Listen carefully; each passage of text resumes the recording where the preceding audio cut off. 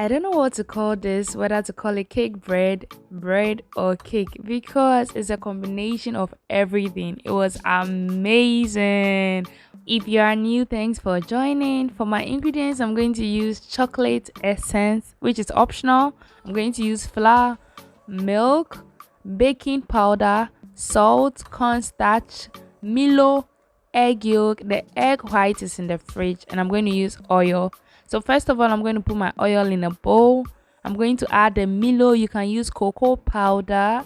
I didn't have cocoa powder, that is why I used Milo. And then I'm going to give it a whisk. The oil is supposed to be warm, not too hot, not too cold. Added the Milo, gave it a whisk, and then added my milk. I'll add my milk gradually to just incorporate it to loosen up the oil and the Milo, and then give it a very creamy chocolatey batter. After mixing it very well, I'll set it aside and then add all my dry ingredients. I'm going to add the cake flour, cornstarch, and then give it a good mix. I'm going to mix it very well, and then I'm going to add it into my chocolate oil and milk. I'm going to add vanilla and the chocolate essence, and I'm also going to add my egg yolk, and then going to mix it well with my spatula.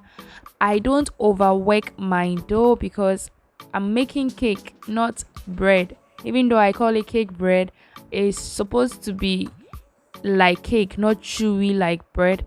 So after adding my flour and mixing it, when it thickens, I use my milk to loosen it up once again to get this semi chocolatey color that looks like light brown.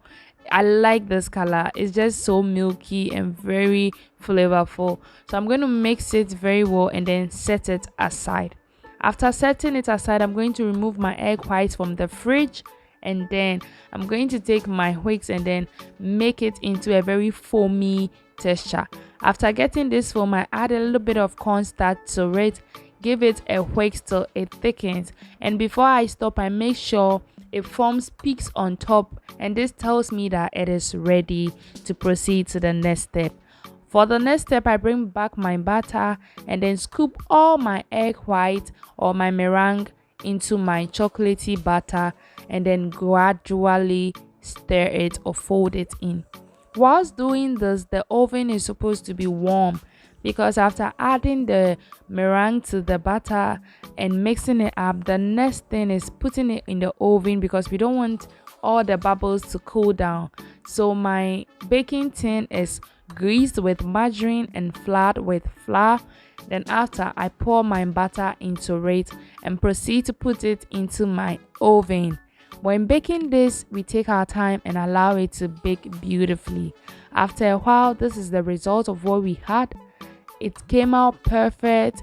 It was very soft, and then we begin to slice it and then give it a taste test. For the taste test, guys, I just love the taste. I didn't use sugar.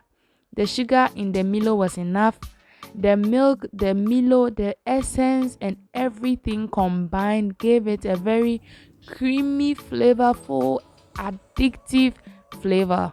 If you've eaten Chocomilo before, then you get what I'm talking about. That is how it tastes, and oh my goodness, I don't know if you use cocoa powder whether it's going to give you the exact taste, but this is mwah. So thank you so much for watching. This is the result of what I had. Make sure to try it, but don't forget to hit the like button, share to friends and family, subscribe, and until next time, stay blessed.